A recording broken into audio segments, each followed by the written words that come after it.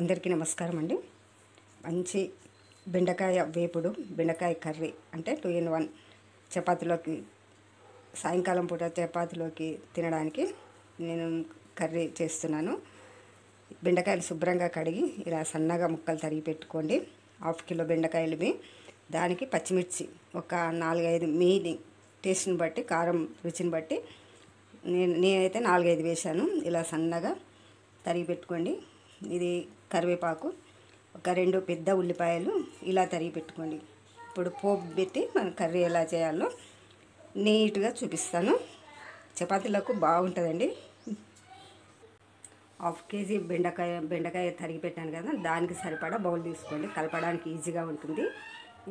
ఇలా నేను 1/2 kg సరిపడా బౌల్ తీసుకున్నాను. ఇప్పుడు స్టవ్ వెలిగించి బౌల్ వేడవుతుంది. సరిపడా ఆయిల్ వేసుకున్నాను.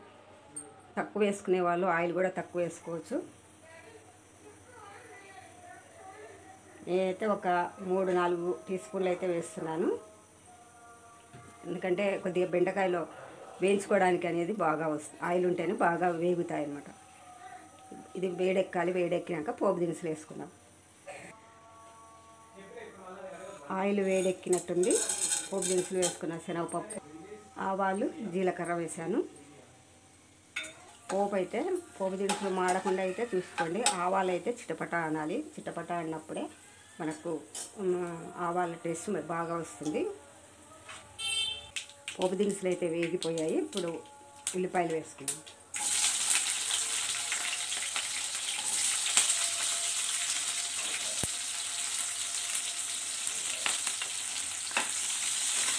చక్కగా కలుపుతూ మగ్గించుకోండి. కర్రీ అనేది మంచి టేస్ట్ వస్తుంది. పోపు దినుసులు వేయగానే మంచి శనగపప్పు, ఆవాలు, జీలకర్ర మంచి సువాసన వస్తుంది.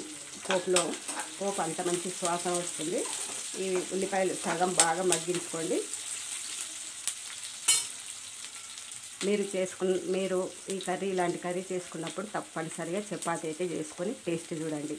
చాలా రుచిగా ఉంటుంది. ఉల్లిపాయలు తొందరగా మగ్గాలి అనుకుంటే ఒక హాఫ్ టీ స్పూన్ సాల్ట్ వేసుకోండి. ఈ కర్రీ అంటే జెంట్స్ కూడా చేసుకోవచ్చు.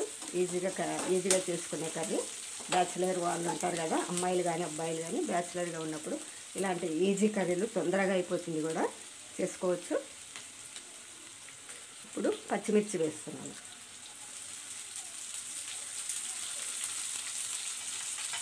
కరివేపాకు కూడా వేసేస్తాను.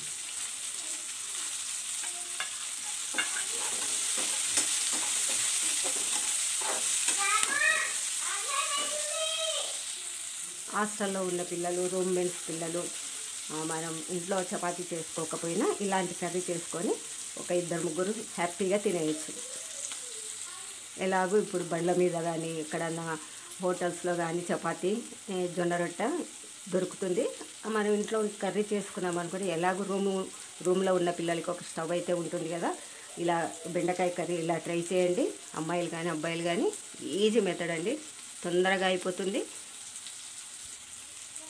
పసుపు వేసేసుకోండి. పోపులోనే పసుపు వేసేసుకోండి.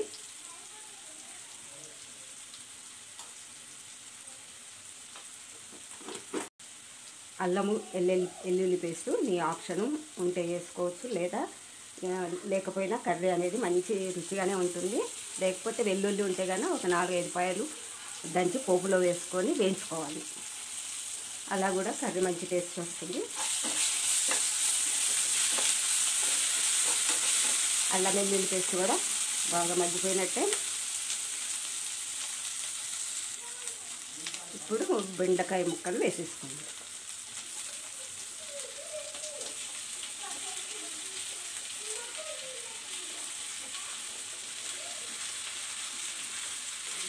పోపు ఘాటు అయితే వచ్చేస్తుంది. ఇప్పుడు బాగా అంతా కలిసేటట్టు, పోపు కలిసేటట్టు బాగా అటు ఇటు తిప్పేసుకోండి. ఇప్పుడే సాల్ట్ కూడా వేసేసుకోండి. ముందు మనం ఉల్లిపాయలు కొద్దిగా వేసాం కదా, మీ టేస్ట్ని బట్టి వేసుకోండి. మళ్ళీ తక్కువైనా ఎక్కువైనా ప్రాబ్లం అవుతుంది కదా. సాల్ట్ అనేది కొద్దిగా ఎక్కువైతే ప్రాబ్లం, కానీ తక్కువైతే మాత్రం మళ్ళీ వేసుకోవచ్చు. ఇప్పుడు బాగా అంతా కలిపి కవర్ పెట్టేసుకుందాం. ఒక 2-3 నిమిషాలు అలా కవర్ పెడితే బాగా బెండకాయ అనేది బాగా మగ్గుతుంది. చిట్టి చిట్టి కర్రీలు అండి. ఇలాంటి బెండకాయ కానీ గోరుచిక్కుడు కానీ ఇలాంటివి ఈజీగా అయిపోయే కర్రీలు కదా. ఇది మంచి చక్కగా కుదిరితేనే మన చపాతీలో కానీ అన్నంలో కానీ మంచి రుచి ఉంటుంది.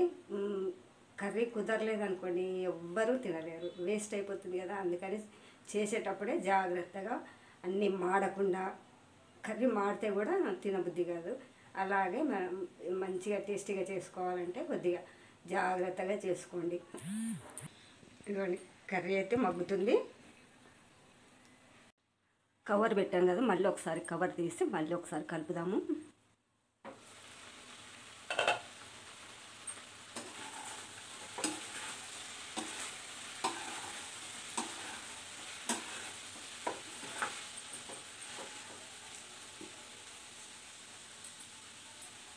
చూడండి కర్రీ ఇలా పొడి పొడిగా చక్కగా ముక్కలు ముక్కలుగా వచ్చేస్తుంది. మనం వాటర్ మాత్రం వేయదు, వాటర్ వేస్తే కర్రీ అనేది జిగురు వచ్చేస్తుంది, అది ఒక కూరలాగా అయిపోతుంది అనమాట. ఇప్పుడు ఇది బాగా మగ్గినట్టే. మీకు స్పైసీగా బాగా కారం కావాలనుకుంటే కొద్దిగా ఎండు కారం వేసుకోండి, లేదా పచ్చిమిర్చి నేను వేసిన పచ్చిమిర్చే సరిపోతుంది అనుకుంటే 1/2 కిలోకి పచ్చిమిర్చి వేసుకోండి. ఒక చిన్న టీ స్పూను ధనియాల పౌడర్ వేయండి. కొద్దిగా కర్రీ అనేది మంచి రుచి వస్తుంది. ఒక చిన్న ఈ టీ స్పూన్ తోటి 2 టీ స్పూన్లు వేసుకుంటే సరిపోతుంది. ఇప్పుడు కవర్ అలాగే పెట్టేసి తర్వాత కలుపుకుందాం. ఇప్పుడు కవర్ తీసుకొని ఒకసారి కలుపుదాం.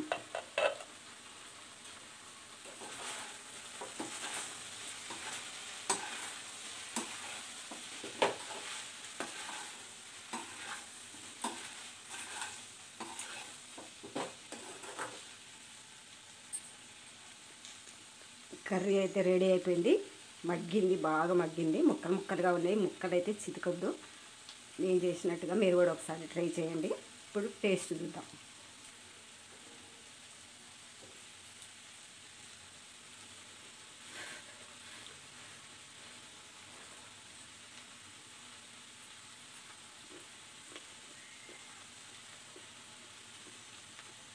అయిపోయింది, సూపర్గా. చపాతీలోకి ఆరగించాలి.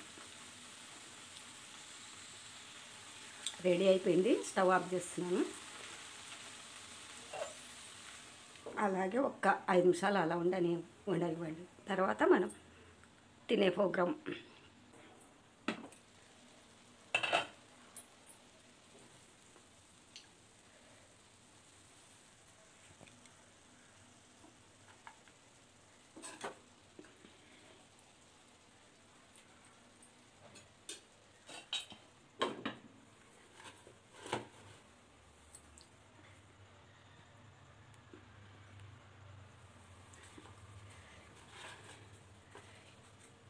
ఇలాంటి కర్రీలు చపాతీకి అయితేనే మంచి షూట్ అవుతాయి.